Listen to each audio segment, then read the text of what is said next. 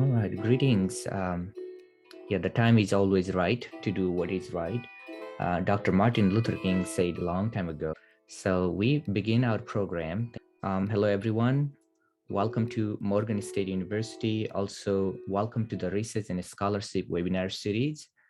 This series is organized by the School of Education and Urban Studies in collaboration with the Division of International Affairs and the STAR Scholars. Again, welcome. In a few minutes, you will hear from our panelists and the guest about their recent research publication and experiences around the theme of understanding access, space, and success of students during the COVID-19. My name is Krishna Bista, Professor of Higher Education in the Department of Advanced Studies, Leadership and Policy at Morgan State University. I'm also the founding editor of Journal of International Student, one of the flagship journals in higher education. We begin the program with some good news. Each year, STAR Scholar hosts annual global essay contest where student, faculty, and scholars are invited to write their cross-cultural narrative essays. They can submit their essay in one of the 8 languages, including Arabic, Chinese, English, French, German, Hindi, Russian, and Spanish into 4 categories. You might have a memorable story of studying or working outside the home country as a Fulbright scholar, as a visiting scholar, as an international or exchange student. For the 2021 global contest, 32 essays were selected and shared with the panel of judges for evaluation and ranking. 22 female writers and 6 male writers from 15 countries were selected from the initial screening. And we are very grateful to these institutions for their support for this global contest. Let me invite the chair of Global Essay Contest, Dr. Greg Malvo, for additional information. Dr. Malvo. Thank you, Dr. Bista. I appreciate that. Honestly, this was one of the most difficult assignments that I've ever had to complete. Each of these selected essays shares a life-changing experience, rich story with extraordinary details and some very exciting wonders. The committee that consists of 5 members read and evaluated all of the essays using our standard rubrics. Let me read a paragraph, though, from one of the essays before I announce the winner of this global essay contest. The student had written, "Another significant event in that summer semester was the canoe trip. When we talked about the activity, my classmates were excited about it, but I, on the other hand, was not too enthusiastic about the trip. I was afraid of being drawn into the water because I was not good at swimming, and the day arrived when we went canoeing. My class and I left McDonald's Beach in Richmond at 9 a.m. Before departure, I had to pack my luggage in plastic bags to protect it from the water. Then I listened intently to the safety rules in case I fell into the water. I became frightened and reluctant to get on the canoe, and it reminded me of my hesitance when I made the decision to move to Canada. Nonetheless, I did not want to show my nervousness to others. I hid my feelings and I began rowing." Now, let me just pause at this point. The student, she would eventually reach safe shores with her classmates. Continuing, though, with her essay, a few months after the trip, while working on an art project related to decolonization, I came across a canoe metaphor of the indigenous people in an article, and it gave me a different perspective about the trip. She quotes from Restul and Chalwin is, "Our canoe," quote, "was tipped over and we were lost at sea, along with ourselves and our treasures. As we gather ourselves together and turn the canoe back over, we need to decide what we will bring with us back to shore. We must take the time to consider what we need to bring to shore because that is when the rebuilding of our nations will begin." The student continues, "I found the canoe metaphor relative to my trip. The canoe trip meant embracing the new challenges that my life and my new life would bring. Initially, the meaning of the canoe experience for me was symbolic of overcoming difficulties. Then it made me think about that intentionally losing myself was the best way to adopt myself to my new world and to align myself to a new culture. However, the canoe metaphor resonated with me in regards to keeping my roots and being proud of my identity, because it is the most crucial thing for survival and reintegration.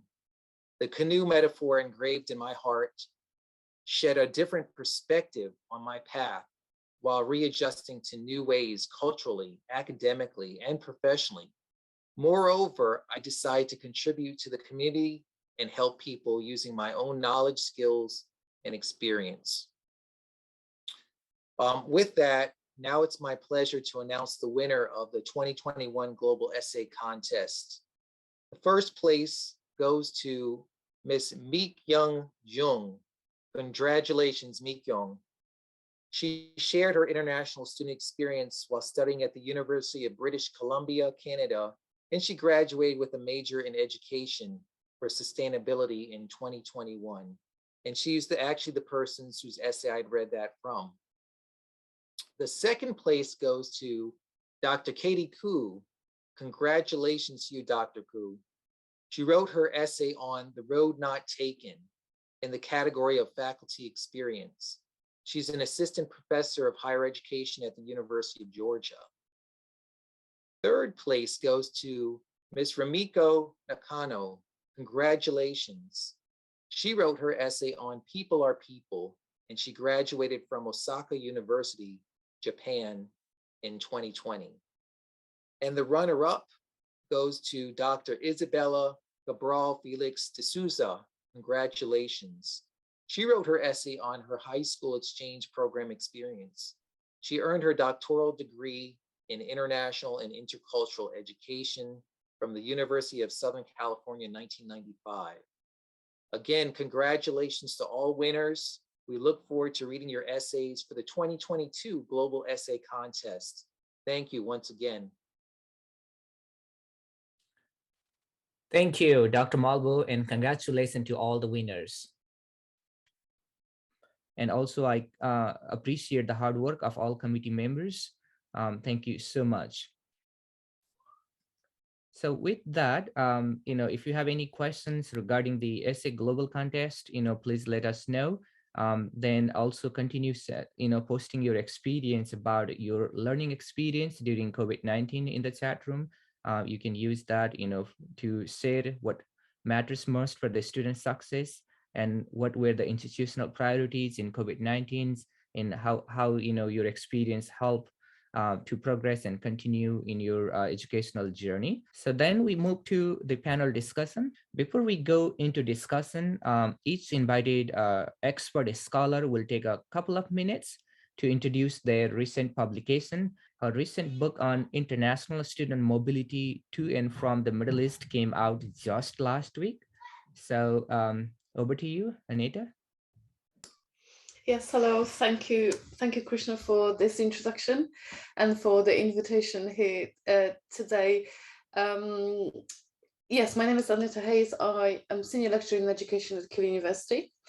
As you can see, I research international students mobility and international students internationalization. So I look at critical studies of internationalization, particularly around areas of decolonization and constructions of international students. So I'm interested in exploring this concept of how international students are internationalized. So maybe we should start talking about students as internationalized rather than international. So this is the kind of concept I'm trying to develop in my work. Today, seeing that the focus was on COVID-19 and spaces in particular, I thought it made sense to talk about my recent project that I've completed with international students. And the title of the project was Walking Indoors to Understand International Students as Agents of Knowledge. And what the project involved, it involved international students that were trapped in university accommodation during the lockdown here in the UK. And we asked students to walk in their rooms, either physically or using multimedia such as video, for example, or diaries, to record their interactions with the spaces and to understand how through those interactions, they were employing their epistemic frames to learn the curriculum. So it was important for us in the project to understand the relationship between students' agency in the learning process, the space in which they were trapped, that was characterized by constraint and isolation, and subjectivities of students' knowledge production. So we wanted to see how those spaces were shaping students' learning, and how students were reaching out beyond those spaces, even though they were trapped in the spaces, to access their epistemic frames to learn. So as I said earlier, students were walking around the rooms, filming their engagement with spaces. We also asked the students to draw the maps of the rooms to understand the physical arrangements in which they were studied, and they were given some prompts to answer, while they were narrating their walks. So we asked them why they walked to these spaces, why these spaces were important, and why the artifacts that they were producing were important, and what the meaning of it was, and how they were using them for learning. And students really shared an impressive range of different artifacts. They've submitted videos, they've submitted arts, they've submitted sounds, pictures, clips of conversations. We've received over 70 data points that were really, really impressive. And all those points have shown us, how students were turning their attention to self as learners, and how they were relearning how to learn through the experiences of lockdown. So the value of the material. So it was all about the value of the material and how the students were attuning themselves to the material with which they were working, and that gave us insights into subjectivities of learning and their epistemological resources. And that captured very well their agency, in the sense of being an effective charge towards the material, towards the space, and how they were attuning themselves to things to make learning out of them. I'm sure you are aware that there is quite a lot of discourse around international students as being in deficit, and being passive learners. And we're really trying to challenge this idea. And this particular project has shown this really well, especially under conditions, working in the conditions of lockdown. So I'll stop talking now, because I know I have limited time, so I don't want to take over. Thank you for listening. Thanks. Dr. Carolyn Wikilow from Masjid Mulero University of Science and Technology in Kenya. She has recently published a book chapters, which is open access, and I will share the full chapter in a minute. Over to you, Carolyn. Thank you, Krishna, and all the organizers for this seminar. Caroline, like Krishna has said, and recently I published a chapter in the Star Scholars on COVID-19 crisis and the future of higher education. Actually, in this chapter, my colleague and I, we were looking at how COVID crisis was shaping the future of education. And we saw that some of the effects of COVID-19 were felt immediately, and others had impact and still are having impact even in the future. And so through the book, we focused on key subsections.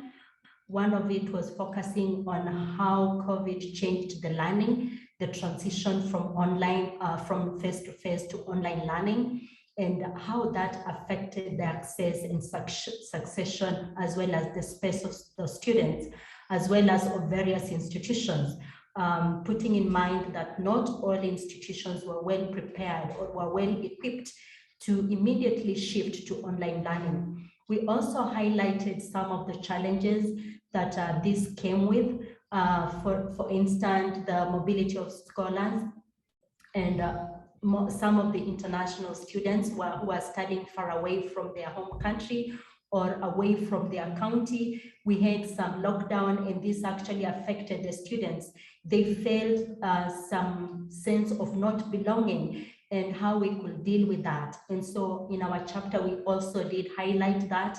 We also highlighted the factor that the funding of higher education with this incoming on COVID-19, actually it brought in some kind of artificial recession which affected the financing of students. Many people we saw, they lost their jobs.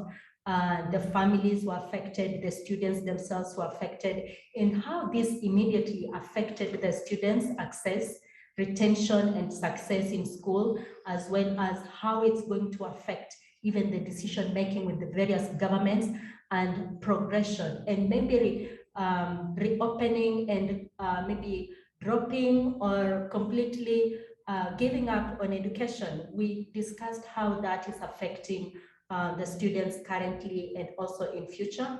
And we brought in the aspect of access and equity and discussed at length how it was affecting students within the same university. Were they accessing the university, the online learning that was being provided? Do they have the resources? Were they having connectivity like any other person anywhere? And when we are talking, we are moving to online learning, was it having an effect on students? And so we discussed that at length.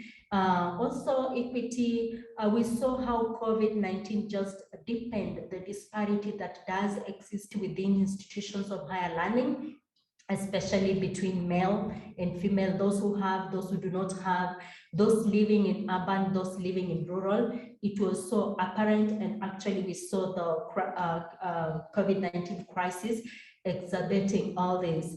And we also looked at how institutions of learning as well as the government should have come in to assist students, not only students, but as well as their professors, how they could and empower them to deal with circumstances, e.g. having hotline or hotspots where students could call in to access resources, as well as get support in terms of counseling, psychosocial support. And you know, some of the students were studying far away from home, and they preferred even traveling within that crisis and getting quarantined at home instead of staying abroad and being alone, you know, such like things they played a lot, and we did discuss in our chapter. With that, I think we'll be discussing at length, and I thank you so much. Next, I'd like to invite Reiss from Duke University. This came from one of our books in our release, Global Student Mobility Series. Over to you, Gray. Good day, everyone. Thank you for organizing this and allowing me to present our research. I'm Gray Reiss, the Academic Innovation Research Specialist in Learning Innovation at Duke University.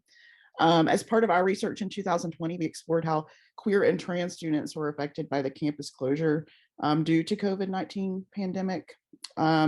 Each of the students in our study were living on campus in March 2020 and had to move off of campus to live with family after campus housing closed.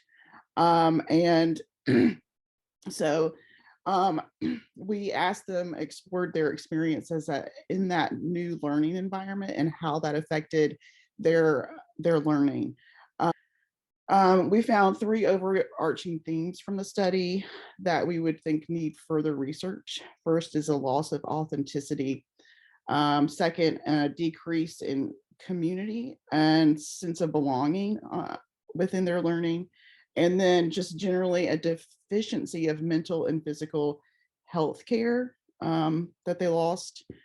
Overall, students trying to complete classes at home in the online environment felt less able to show up as their full and authentic selves in online courses, mainly because they were concerned about the other people in their living environment, overhearing their verbal contributions in classroom, which meant a lot of their expressions in the classroom were suppressed in a way they wouldn't have been when they were on campus.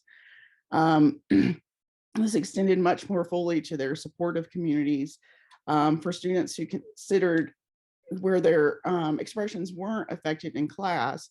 When they were trying to connect to the student groups that they belonged to on campus, that became much more challenging.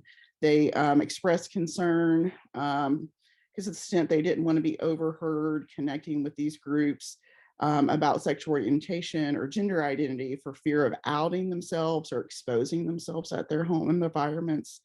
One student, in fact, in an interview with us, actually asked to pause for a couple of minutes because he heard his father outside the door and didn't want his father to hear what we were talking about in the interview.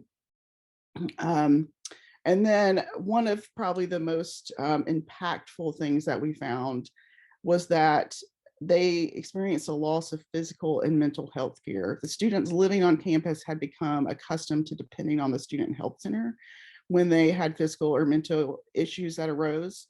And many had established health care that just abruptly stopped when they had to move home. And many participants expressed an uneasiness trying to seek care that might out them to their family members. This was most notable for mental health care providers because when they moved, most of them out of state, their providers were not licensed in the state of residence where they moved.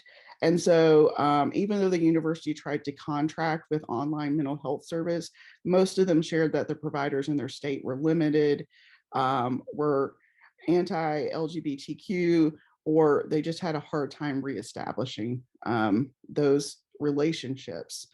So overall, from this study, we learned that queer and trans students continue to experience more stress in post-secondary environments, much like other groups that are marginalized. And and at a minimum, universities and college should create more inclusive campus climates and ensure that healthcare for all students stays in place in case, another campus closure like this happens.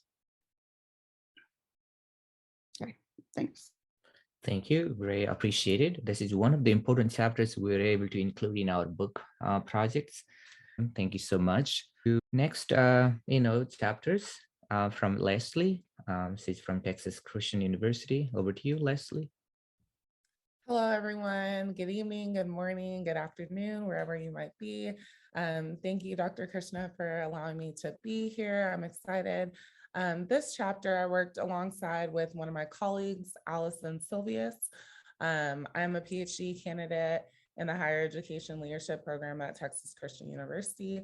And so for this chapter, we focused on the application of leadership adaptation continuum to the future of global higher education post-COVID-19. We said post-COVID-19 because our thoughts were that we would be out of where we are right now, but we're still in it. And I think this still applies as far as leadership adaptation. And so we discuss a great deal of being flexible within leadership. So we come up with this continuum that focuses on 4 key elements: progressive focus, promotion focus, prevention focus, and pragmatic focus. And where that came from is where we started to notice leadership in all categories. So at the K-12 level, post-secondary education, governmental level, as we all witnessed, things were changing within the pandemic, right? And so individuals, especially leadership styles, we started to notice that leadership styles would either fall off, they wouldn't have a servant-focused leadership style anymore. People were tired emotionally, physically. People were dealing with different aspects of having to report to work, catching COVID, losing loved ones. And so this was all affecting the way that we implemented our leadership style during the COVID-19 pandemic, and so forth and so on. And so we decided, how can we better prepare for this? I think a lot of times, when we look back on everything that has happened within the pandemic, most of the things that were done or most of the things that took place were very performative, or they were a result of the aftermath. So something happened and then we were reactionary instead of being proactive.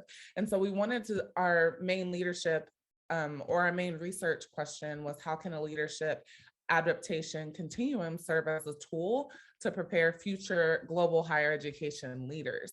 And what we wanted to find was, or what we set out to find in our interviews with interviewing different individuals across different entities, was, what was your key focus? What were you focusing on? Because, the pandemic took us all by surprise, but what is your next step to ensuring that students and all of your constituents at whatever entity you may serve still progress? How are you being empathetic? How is service leadership, as Greenlee states, showing up? in different ways. And so what we found was, going back to one of the main questions, how is COVID-19 affecting student learning? Leaders had to take a step back and analyze their own leadership and how it was impacting others that they were coming in contact with. And so, especially because COVID has hit minority groups at different stages disproportionately. And so even interviewing, I remember interviewing one constituent who was a vice president at an institution in the US, and he stated, I've taken a keen notice in how we treated minoritized groups and how we treat them now, right? That it took us a pandemic to look at our policies, our practices, and how it was almost implementing an unsafe space for these individuals. So looking at those different key factors, I know I don't have a lot of time, but leadership being a big key component as to how we would come out of COVID, how individuals would be affected, how leadership styles changed. You know, oftentimes we say, I'll never do that. I'll never be that type of leader. And then a pandemic happens and then you're forced to change your leadership style, whether that's transformational, whether that's being more empathetic, service foundation, as Greenleaf states. And so we're really excited to continue to push this as we still have more data to push out. And so I look forward to having a deeper conversation with you all a little bit later.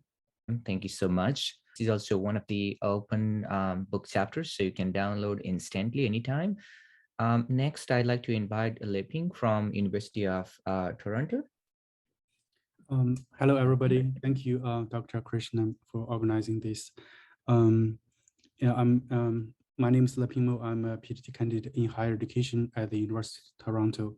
So I'm happy to share a bit about our research I did with my colleague Yu Zhang and Michael O'Shea, also from University of Toronto. We, from our research, we look at how the COVID-19 pandemic might impact the international higher education, or specifically the international student mobility. Just before this research, we did a research looking at how what factors influencing students choosing a destination country at the doctoral level. So we find that the immigration policy, the funding, and the research match might be the important factors. Then continuing, we are after the COVID-19, and we are looking more broadly at the Canadian and United States and universities, and how this and the national policy, the strategies or the institutions might affect and reshape the international flow of international students. So we look at some published data and also other data from reports and news.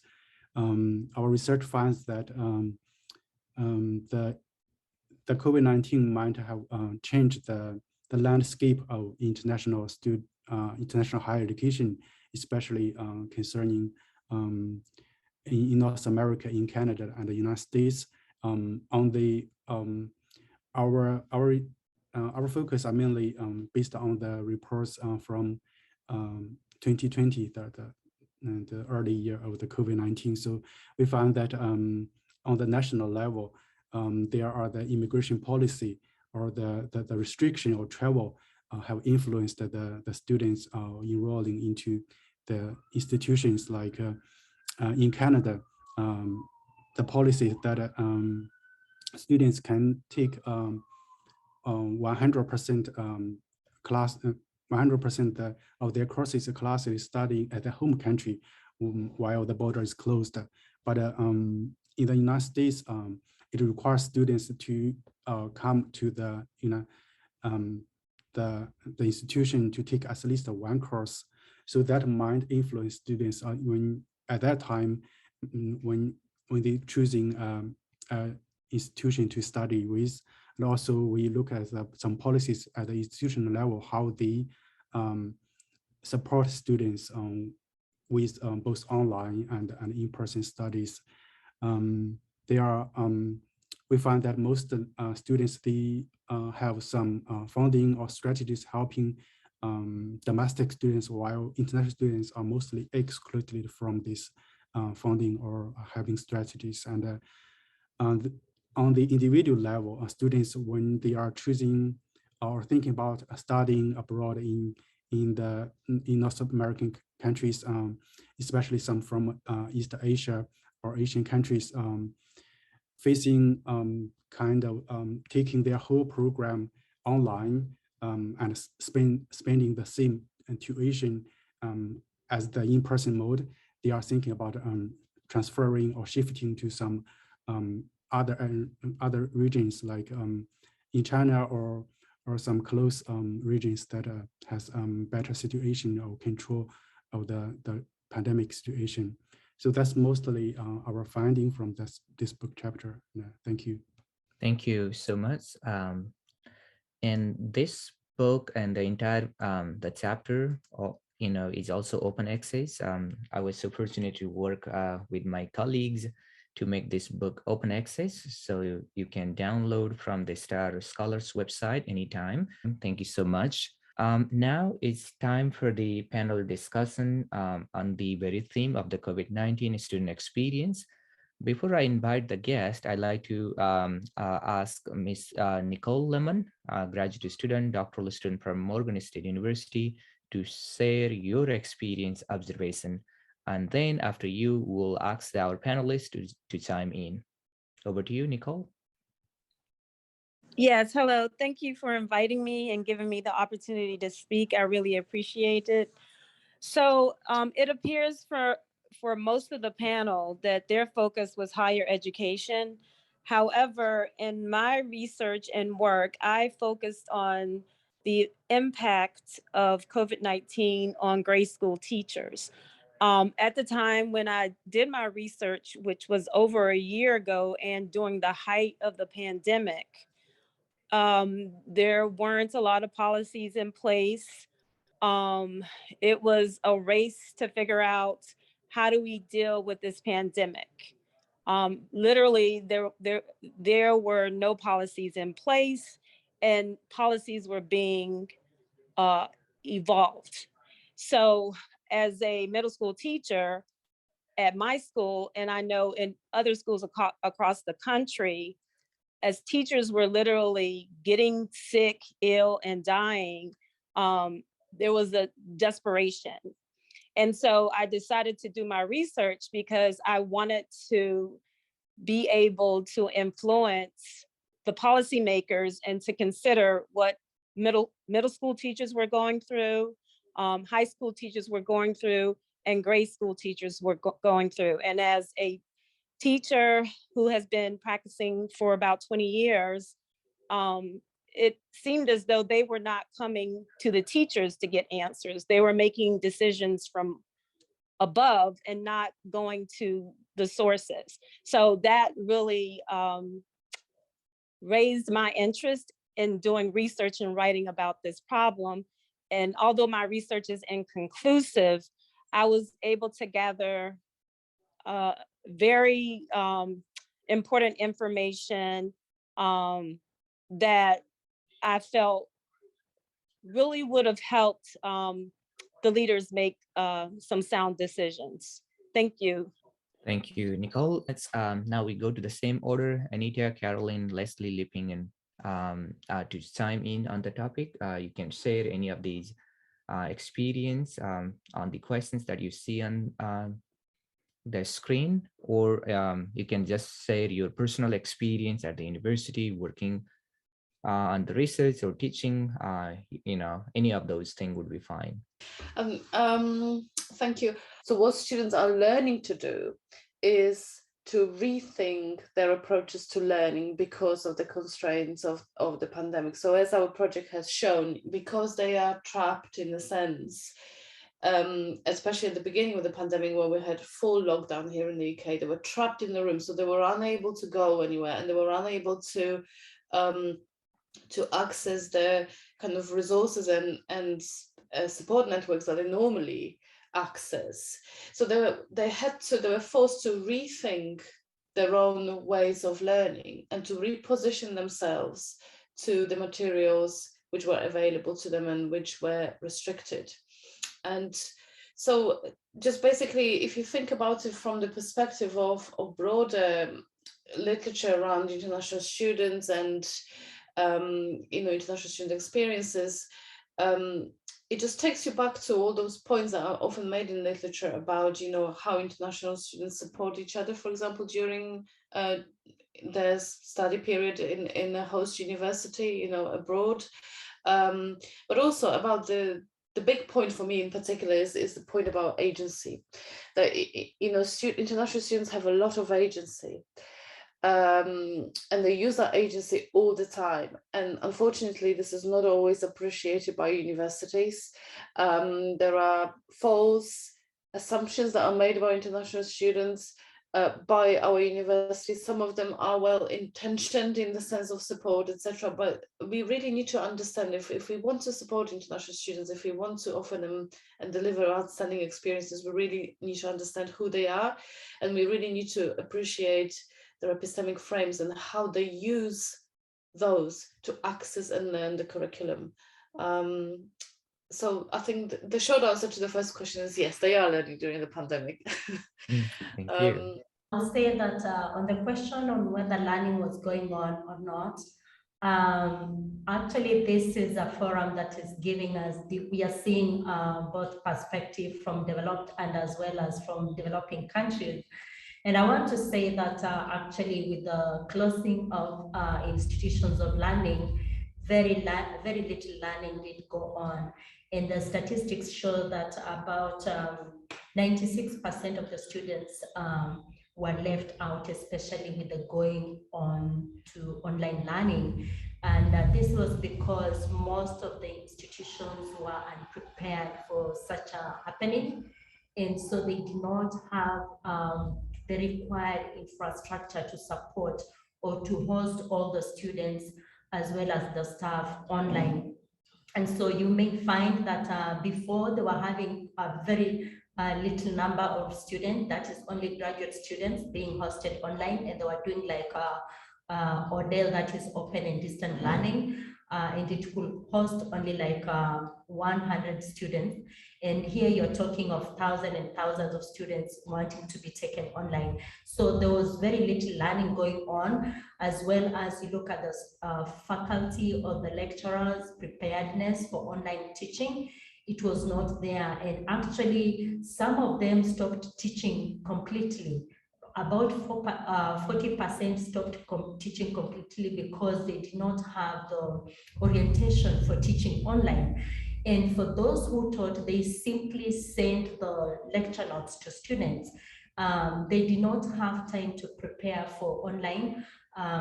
Like you all know that online course, it does require equal amount of preparation, more than even the face-to-face.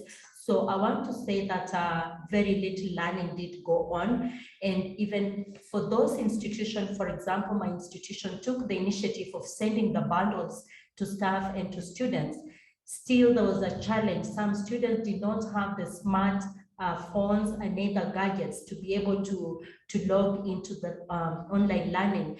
And from my experience is having a class of about 200 students, only like 50 could log in for a session. And by the time you're ending the session, you only have 4 students and you wonder what's happening. So it was kind of what was done during the lockdown or COVID.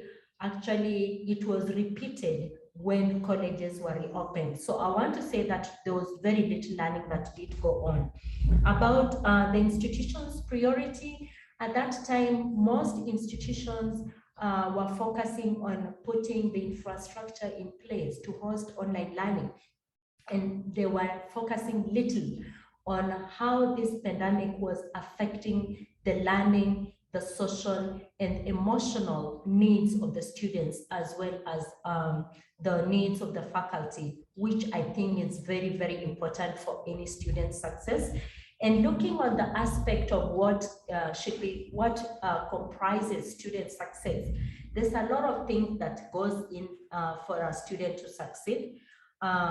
First of all, and these things, they kind of intertwine. they work hand in hand. We cannot talk of a student having funding, fully funded, and yet they are emotionally disturbed. That student will not perform well. So there are various things that are ranging from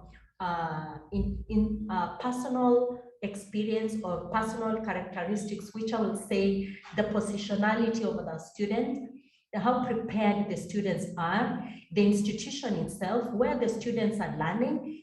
The student could be prepared, but when there are no gadgets or there are no infrastructure in place to support the student, that student will not succeed. And also the funding and emotional support. So I would say it's a whole lot of intertwined factors that work together to ensure the student do succeed. So I was going to speak a little bit about, I focus on racial disparities within standardized testing. And so when we ask about what helped with students and what didn't help, and when we talk about success, the pandemic, what it did was highlighted for us why standardized testing, high stakes standardized testing is not necessary. We should have already known that, but I guess it took a pandemic. I see Gray laughing. I guess it took a pandemic to tell on ourselves, right? So the pandemic revealed what really matters the most is not educational testing. We have high stakes standardized testing that was implemented to keep individuals out, right? And so when we talk about you know, in the States in America, we have the SAT, the ACT, and these are all standardized testing to basically identify who is a fit for post-secondary education without realizing that we're implementing and re-stressing a barrier that was implemented to keep individuals, especially individuals of color, out. And so what you saw was for a year, we stopped testing in the States. So keep note that we can actually stop testing, because I know we hear about this like, oh, well, we can't get away from the test because that means we're going to admit everyone. That's a false statement. And we know that to be false. Okay, so we didn't test for a year. And then what we realized was these billionaire companies were losing money. So we had to implement some way for them to continue the testing, which is mentally, physically straining when you're just trying to survive in a pandemic, right? And so I know that before we were talking about teachers and how the stress on them during the pandemic. So imagine being a teacher so we're moving away from the student perspective real quick, and imagine being a teacher during a pandemic and you're being basically assessed on whether your students are capable of passing a test. And this is while they're trying to survive. This is while, you know, many of them were struggling to keep their lights on. Many of their parents were being affected in different ways. And however, we found a way to say, but you still need to take the SAT or ACT to get to that next level, right? When we talk about inequities, we definitely need to focus on the inequities before you actually get to post-secondary education or within the K-12 education system. And so just in closing, what did work and what didn't work is what we're finding throughout the pandemic. But oftentimes I'd like to argue we already knew that these standardized testing were just a system to rank individuals in our society. And because we rely so heavily on standardized testing, we can't see a world of education without it, even though there is a world of education without it. And we know that we cannot rely on these tests. Well, first of all, good morning to everyone. I thought the meeting was at 10 a.m., but I am in Colombia, and I guess that change of hour affect a little bit. So I'm sorry, I connect at this time. In order to answer the questions about the learning process during the COVID-19 pandemic, I will say that here in Colombia, it was in a way successful, talking about the theoretical part, and also considering that most of the students learn how to organize information using different kind of apps. Even teachers, because I might say I was an expert. I have to look for on my free time different kind of ways to teach. Here in Colombia, I am a language teacher. I teach English, and I work in a public entity named SENA. And here, the main difficulty wasn't the learning part. It was that our students, they didn't have the proper tools, technology tools like computers or mobile phones to connect. Also here, connectivity, it's really bad. And not only because of the corruption part, because it's actually the main problem we had in our society, also because my students, my apprentices here, they live in really poor areas in the countryside of Colombia. So asking to connect to the class, it was very difficult. Asking to complete the assessment of the duties, most of the instructor demands, that was really hard. But the heartbreaking part was when they call us or trying to find a way to get in touch with us and let us know that they didn't have anything to eat because everyone was in their houses and everyone was afraid of dying too. And actually, I'm in class right now, and I asked them, like, did you guys learn during the pandemic time? Meanwhile, we were in our houses, and they were like, yes, we did, but our main concern was not to die or not to feel anxious about something that happening at that moment.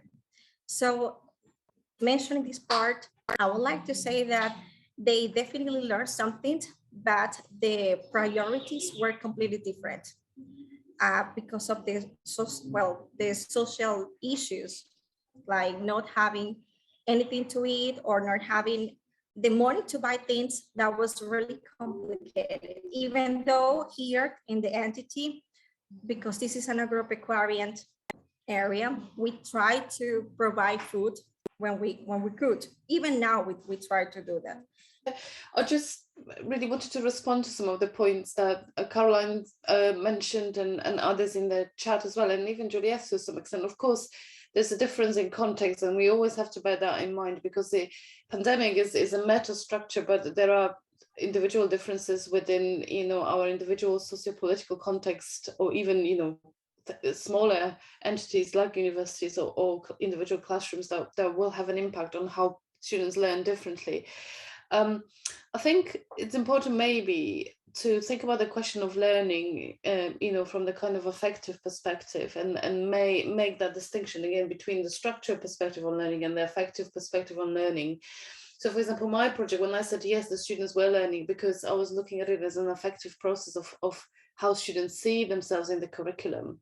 And the fact that they were due in the pandemic and learning in the pandemic did not change the fact that they were very active agents of knowledge, in that how they accessed and then how they learned the curriculum. And the pandemic did not seem that much difference, despite the potentially the initial expectation that we had, because we expected them obviously to be cut off from many of the resources, the support resources that they normally have access to.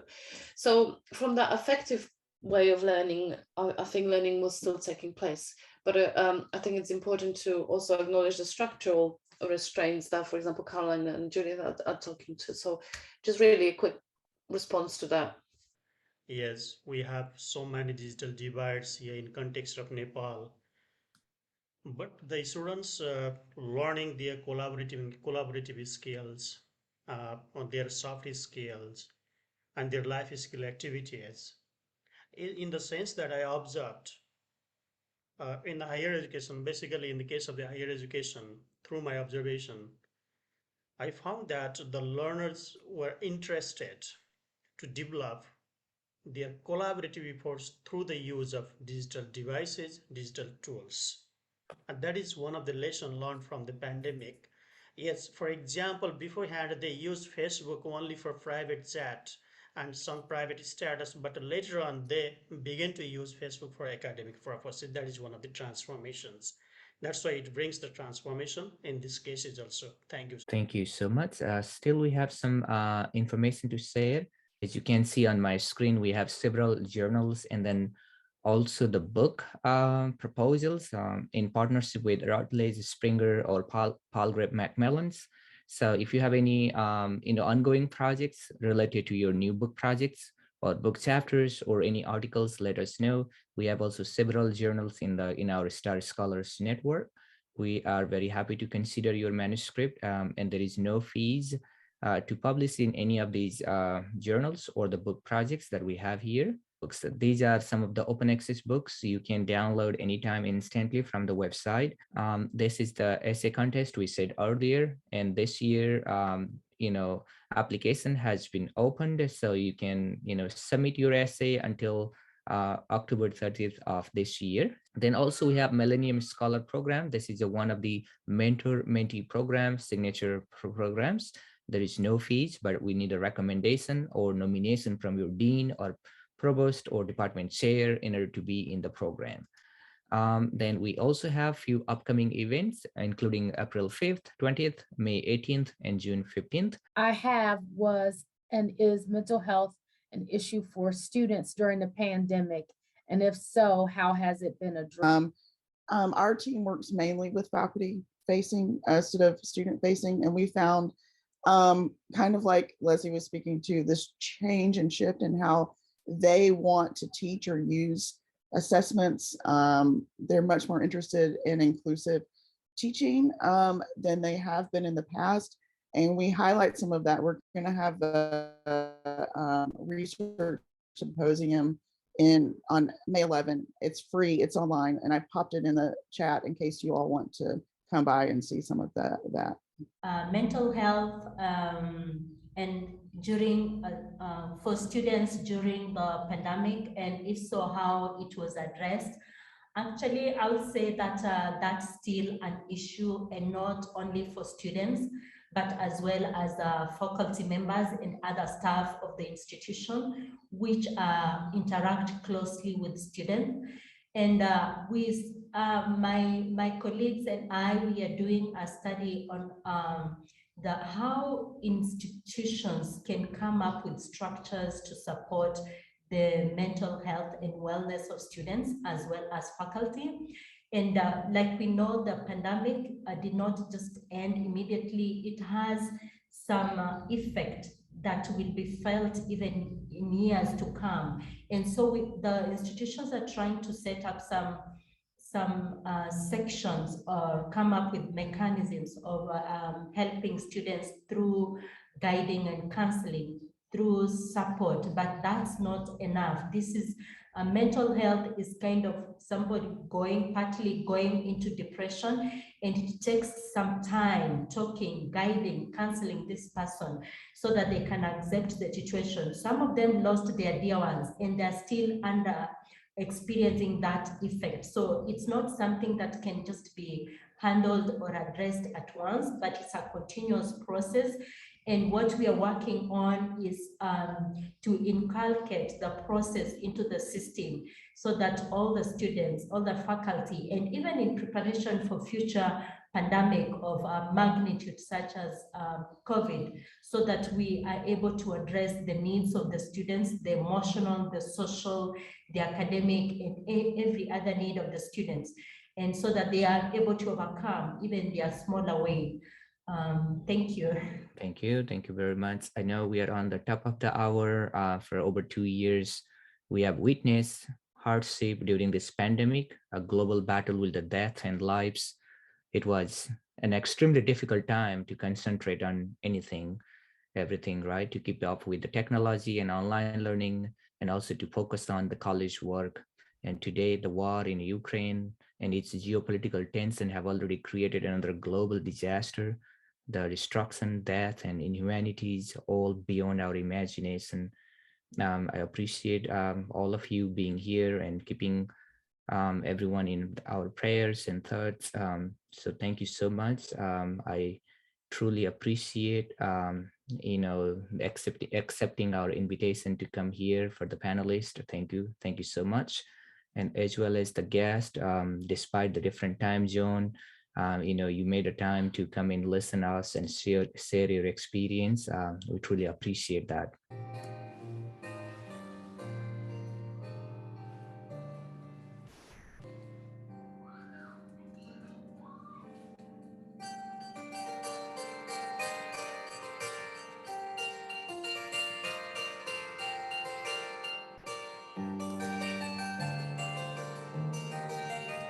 I can just say, Krishna, thank you very much for the invitation. It's great to be able to listen to others as well and the research they have done. And thank you for your thoughtful thoughts about Ukraine and geopolitical context, because they are of course, important and have a huge impact on internationalization and students. I need to say thank you for the opportunity to come and share the experience from my country. Thank you so much. It was wonderful just listening to other people present their experience. Thank you. Thank you so much. We'll see you in the next event. Have a great day, wonderful day. Thank you again, everyone.